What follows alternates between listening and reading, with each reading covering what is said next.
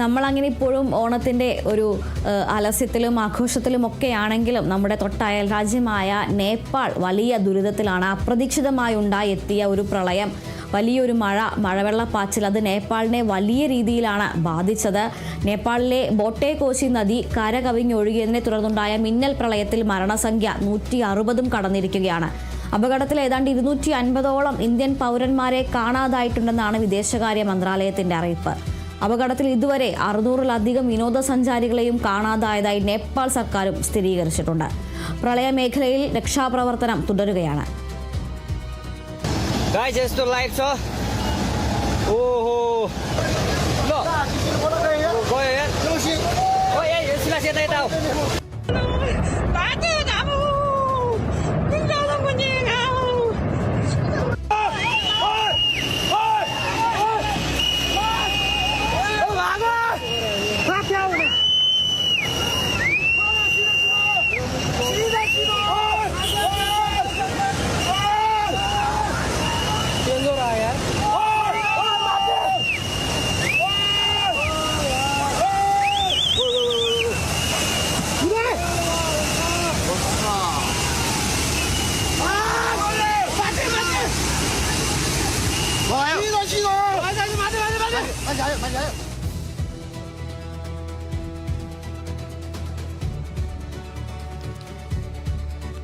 വിവരങ്ങളുമായി അനുരഞ്ജന കൃഷ്ണ ചേരുന്നുണ്ട്.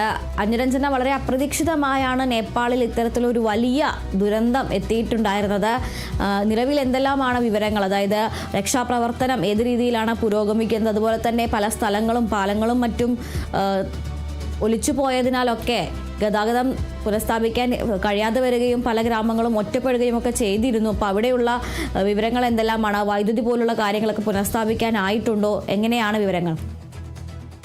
അതുല്യ, വളരെ ദാരുണമായൊരു വാർത്തയായിരുന്നു ഇന്നലെ ലോകം കേട്ടിട്ടുണ്ടായിരുന്നത്. നമ്മളിവിടെ ഓണത്തിൻ്റെ ആഘോഷങ്ങളിലൊക്കെ തന്നെ ഇരിക്കുമ്പോൾ ഉച്ച കഴിഞ്ഞ് വളരെ ഞെട്ടിക്കുന്ന ഒരു വാർത്തയായിരുന്നു നേപ്പാളിൽ നിന്നും വന്നിട്ടുണ്ടായിരുന്നത്. കഠിനമായ മഴയുടെ സാന്നിധ്യമൊന്നും തന്നെ ഇല്ലാതെയായിരുന്നു ഇത്തരത്തിലുള്ളൊരു മിന്നൽ പ്രളയം നേപ്പാളിന് നേരിടേണ്ടി വന്നത്. നേപ്പാൾ ഈ അടുത്ത കാലത്തൊക്കെ തന്നെ നേരിട്ടതിൽ വെച്ച് ഏറ്റവും വലിയൊരു ദുരന്തമാണ് ഇന്നലെ നേപ്പാളിനെ കാർന്നു തിന്നിട്ടുണ്ടായിരുന്നത്. വലിയ ശക്തമായ മഴയൊന്നും തന്നെ ഉണ്ടായിരുന്നില്ലെങ്കിൽ കൂടി അതിശക്തമായിട്ടുള്ള രീതിയിലുള്ള പ്രളയമായിരുന്നു ഇന്നലെ നേപ്പാൾ കണ്ടിട്ടുണ്ടായിരുന്നത്. ഒട്ടനവധി പേർ മരിച്ചു. 160 മേൽ ആളുകൾക്ക് ജീവൻ നഷ്ടമായി. ഒട്ടനവധി പേരെ 700-ലധികം തന്നെ പേരെ കാണാതെയായിട്ടുണ്ട്. 750-ലധികം പേരെ കാണാതായിട്ടുണ്ട്. ഇതിൽ 200-ലധികം ഇന്ത്യക്കാർ ഉണ്ട് എന്നതാണ് ലഭിക്കുന്ന വിവരം. ഇഷ്ടംപോലെ വിദേശ ആൾക്കാരും അവിടെയുണ്ട്. 47 അമേരിക്കക്കാരും 34 ഓസ്ട്രേലിയക്കാരും 33 ബ്രിട്ടീഷുകാരും 24 കാനഡക്കാരും അടങ്ങുന്ന വിദേശികൾ തന്നെ നേപ്പാളിലുണ്ട് എന്നതാണ് അറിയാൻ സാധിക്കുന്ന വിവരം. അതേപോലെ തന്നെ ഒട്ടനവധി സ്കൂളുകളും പാലങ്ങളും ഗ്രാമങ്ങളും ഒക്കെ തന്നെ ഒലിച്ചു പോയിട്ടുണ്ട് മിന്നൽ പ്രളയത്തിൽ. ജലവൈദ്യുതി നിലങ്ങളിലൊക്കെ തന്നെ വൈദ്യുതി ലഭിക്കാത്ത പ്രശ്നങ്ങളുമുണ്ട്. വൈദ്യുതി ലഭിക്കാത്ത പ്രശ്നമുള്ളത് കൊണ്ട് തന്നെ ഈ കാണാതായ ആളുകളെ സംബന്ധിച്ച വിവരങ്ങളൊക്കെ തന്നെ രേഖപ്പെടുത്തുന്നത് സംബന്ധിച്ച് വലിയ ബുദ്ധിമുട്ടാണ് നിലവിൽ അവിടെ നേരിടുന്നത്. ഇന്ത്യയിലും മറ്റ് രാജ്യങ്ങളിൽ നിന്നുമുള്ള നൂറുകണക്കിന് ഹിന്ദു തീർത്ഥാടകരടങ്ങുന്ന ആളുകളും നേപ്പാളിലുണ്ട്. നിലവിൽ തീർത്ഥാടക യാത്രയ്ക്കുള്ള സമയമൊക്കെ തന്നെ ആയതുകൊണ്ട് അത് ഇഷ്ടംപോലെ വിദേശികളൊക്കെ തന്നെ ഇത്തരം യാത്രകൾക്കൊക്കെ തന്നെ അവിടെ എത്തുന്ന ഒരു സമയം കൂടിയാണ്. ഈ സമയത്താണ് ഇത്തരം വലിയൊരു ദുരന്തം നേപ്പാളിൽ എത്തിയിരിക്കുന്നത് എന്നുള്ളതും ശ്രദ്ധേയമായിട്ടുള്ളൊരു കാര്യമാണ്. അതുകൊണ്ട് തന്നെ അപകടത്തിൻ്റെ വ്യാപ്തിയും മരണനിരക്കും ഒക്കെ തന്നെ വരും മണിക്കൂറുകളിലുമൊക്കെ തന്നെ ഉയരാനുള്ള സാധ്യത വളരെ വലുതാണ്. ദുരന്തത്തിൻ്റെ വ്യാപ്തി ഇപ്പോഴും എത്രയാണ്, എന്തൊക്കെയാണ് നാശനഷ്ടങ്ങൾ എന്നുള്ളതൊന്നും തന്നെ അധികൃതർക്ക് ഇപ്പോഴും വ്യക്തമായിട്ടില്ല. കൃത്യമായിട്ടുള്ള നാശനഷ്ടങ്ങളുടെ കണക്കോ കാര്യങ്ങളോ ഒന്നും രേഖപ്പെടുത്താനായിട്ട് സാധിച്ചിട്ടുമില്ല എന്നുള്ളതും ദുരന്ത നിവാരണ സേനയെ സംബന്ധിച്ചിടത്തോളം ഒരു ദുഷ്കരമായ കാര്യമാണ്. അതുമാത്രമല്ല, കാണാതായവർക്കുള്ള തെരച്ചിലുകളൊക്കെ തന്നെ നടക്കുന്നുണ്ട്. ഇന്ത്യ അടക്കമുള്ള രാജ്യങ്ങളിൽ നിന്നുള്ള സഹായമൊക്കെ തന്നെ നേപ്പാളിൽ എത്തുന്നുണ്ട്. അതിർത്തി പ്രദേശങ്ങളിലൊക്കെ തന്നെ ജാഗ്രതാ നിർദ്ദേശങ്ങളും കേന്ദ്രം നൽകിയിട്ടുണ്ട്. ആളുകൾ മലവെള്ളപ്പാച്ചിൽ ഒഴുകി പോകുന്നതിൻ്റെയൊക്കെയുള്ള ദാരുണമായിട്ടുള്ള ദൃശ്യങ്ങളും ദുരന്തത്തിൻ്റെ സാറ്റലൈറ്റ് ചിത്രങ്ങളും ഒക്കെ തന്നെ കഴിഞ്ഞ മണിക്കൂറുകളിലായി പുറത്തു വന്നത് നമ്മളെയൊക്കെ തന്നെ ഞെട്ടിക്കുന്ന വിധത്തിലുള്ള ദൃശ്യങ്ങളാണ് കാണാൻ സാധിക്കുന്നത്. മരണസംഖ്യ ഇനിയും ഉയർന്നേക്കാം എന്നുള്ള കാര്യങ്ങളും വൻ നാശനഷ്ടങ്ങളും കണക്കുകളൊക്കെ തന്നെ പുറത്തു വന്നേക്കാം എന്നുള്ള മുന്നറിയിപ്പുകളും ഒക്കെ തന്നെ അധികൃതർ പങ്കുവെക്കുന്നുണ്ട്. കാണാതായ ബന്ധുക്കളെക്കുറിച്ചുള്ള വിവരങ്ങൾ തേടി വിവിധ ഇടങ്ങളിൽ നിന്നുള്ള ആളുകളും കേന്ദ്രത്തെ നേപ്പാൾ അധികൃതരെ സമീപിച്ചിട്ടുണ്ട്. അതുമാത്രമല്ല ഈ തേടി നുവാക്കോട്ട് നാദിങ് മേഖലകളിൽ നിന്നുള്ള നാട്ടുകാർ ഹെലികോപ്റ്റർ രക്ഷാപ്രവർത്തനങ്ങളുടെ കേന്ദ്രമായി സൈനിക പരിശീലന കേന്ദ്രത്തിന് മുന്നിൽ ഹെലികോപ്റ്റർ വേണമെന്നുള്ള ആവശ്യത്തിനൊക്കെ ആയിട്ട് തടിച്ചുകൂടി പ്രശ്നങ്ങൾ ഉണ്ടാക്കുകയൊക്കെ തന്നെ ചെയ്തിരുന്നു. എന്നാൽ വൈദ്യുതി ഇല്ലാത്തതും വൈദ്യുതി മുടങ്ങുന്നതും ഇത്തരത്തിലുള്ള രക്ഷാപ്രവർത്തനങ്ങളൊക്കെ വൈകുന്നതും ഒക്കെ തന്നെ ഇത്തരത്തിൽ കാണാതായ ആളുകളെ കണ്ടെത്തുന്നതിനുള്ള നടപടി വൈകിപ്പിക്കുകയാണ്.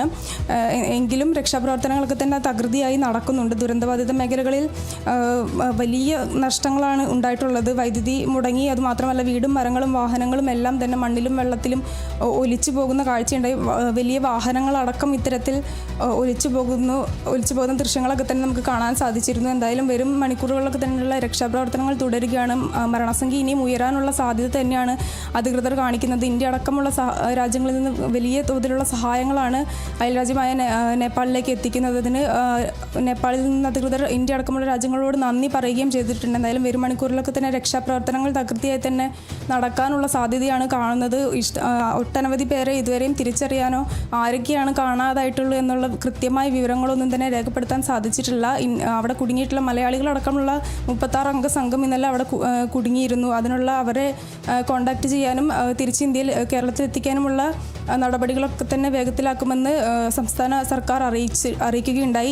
ഇന്ത്യൻ വിദേശികളായിട്ടുള്ള ആളുകളെ കുടുങ്ങിയവരെ നാട്ടിലെത്തിക്കാനുള്ള നടപടികളൊക്കെ തന്നെ നടത്തുമെന്ന് കേന്ദ്ര സർക്കാരും അറിയിച്ചിട്ടുണ്ടായിരുന്നു. എന്തായാലും വരും മണിക്കൂറുകളിൽ മരണസംഖ്യ ഉയരാനുള്ള സാധ്യതയുണ്ടെങ്കിലും രക്ഷാപ്രവർത്തനങ്ങളൊക്കെ തന്നെ വേഗത്തിൽ പുരോഗമിക്കുകയാണ്.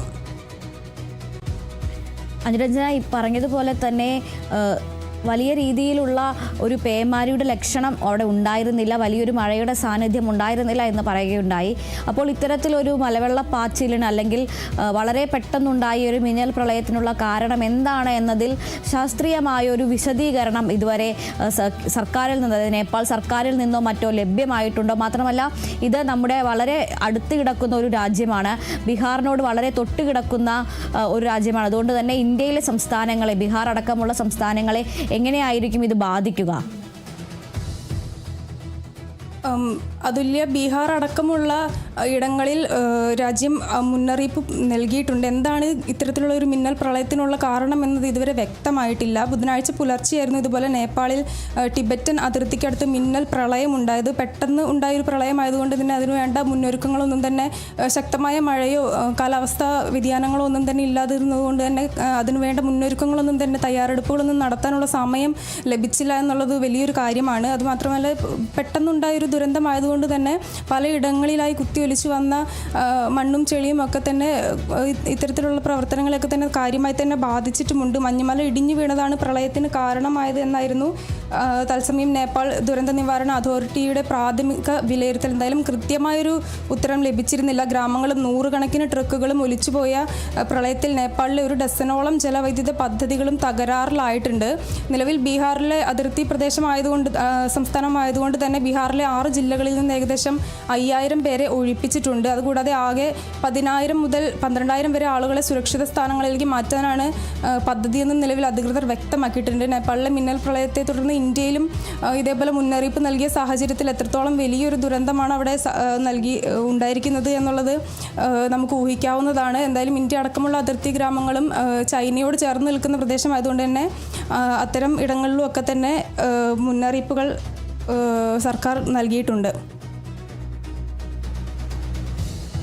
അനുരഞ്ജന സൂചിപ്പിച്ചതുപോലെ തന്നെ മഞ്ഞുമല ഇടിഞ്ഞു വീണത്, അതായത് ഒരു ഗ്ലേഷ്യർ ലേക്ക് ഔട്ട്ബ്ലസ്റ്റ് ഫ്ലഡ് എന്നാണ് അതിനെ വിളിക്കുക, ഗ്ലോഫ് എന്നാണ് അത് അറിയപ്പെടുന്നത്. അതായത് ഹിമാനികൾ ഉരുകിയതിനെ തുടർന്നുണ്ടാകുന്ന ജലം അത് വലിയ രീതിയിൽ ഹിമതടാകങ്ങളായി കെട്ടിക്കിടക്കുകയും പിന്നീട് ചെറിയ രീതിയിലുള്ള ഒരു പ്രകമ്പനം അല്ലെങ്കിൽ എന്തെങ്കിലും ഒരു ചെറിയ രീതിയിലുള്ള പാരിസ്ഥിതിക മാറ്റം വരുമ്പോഴേക്കും അതൊന്നാകെ കുത്തൊലിച്ച് താഴേക്ക് വരികയും ചെയ്യുന്ന പ്രതിഭാസത്തെയാണ് ഗ്ലോഫ് അഥവാ ഗ്ലേഷ്യർ ലേക്ക് ഔട്ട്ബേസ്റ്റ് ഫ്ലഡ് എന്ന് വിളിക്കുക. ഇതൊരു മിന്നൽ പ്രളയത്തിന് കാരണമാകുമെങ്കിലും വലിയ രീതിയിലുള്ള ഒരു മഴ അല്ലെങ്കിൽ പ്രളയ സമാനമായ ഒരു മഴയൊന്നും അവിടെ ലഭിച്ചിട്ടുണ്ടാവില്ല. അതുകൊണ്ട് തന്നെ ആളുകളെ സംബന്ധിച്ചിടത്തോളം ഒരു മുന്നറിയിപ്പ് ലഭിക്കുക എന്നത് അപ്രാപ്യമാണ് എന്ന് തന്നെ പറയേണ്ടി വരും.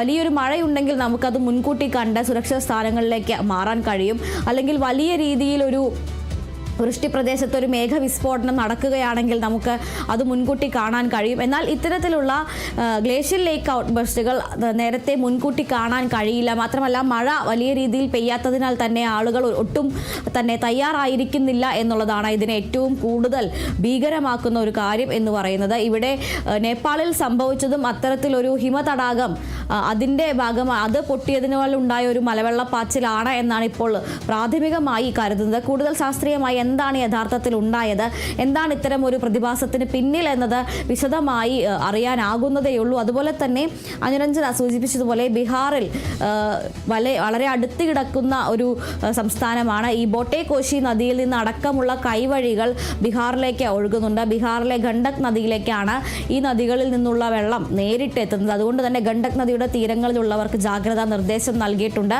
9-ലധികം NDRF സംഘങ്ങളെ, ദേശീയ ദുരന്ത നിവാരണ സേനാ സംഘങ്ങളെ ബീഹാറിലേക്ക് വിന്യസിച്ചിട്ടുണ്ട്. ചമ്പാരനിലടക്കമുള്ള ജില്ലകളിൽ വലിയ ജാഗ്രതാ നിർദ്ദേശം നൽകിയിട്ടുണ്ട്. ഏതായാലും നിലവിൽ ഇപ്പോൾ രക്ഷാപ്രവർത്തനം നേപ്പാളിൽ തുടരുകയാണ്. കൂടുതൽ ദുരന്തങ്ങളിലേക്ക് വഴി വെക്കാതിരിക്കട്ടെ എന്ന് പ്രതീക്ഷിക്കാം. അനുരഞ്ജനയാണ് വിവരങ്ങൾ നൽകിയത്.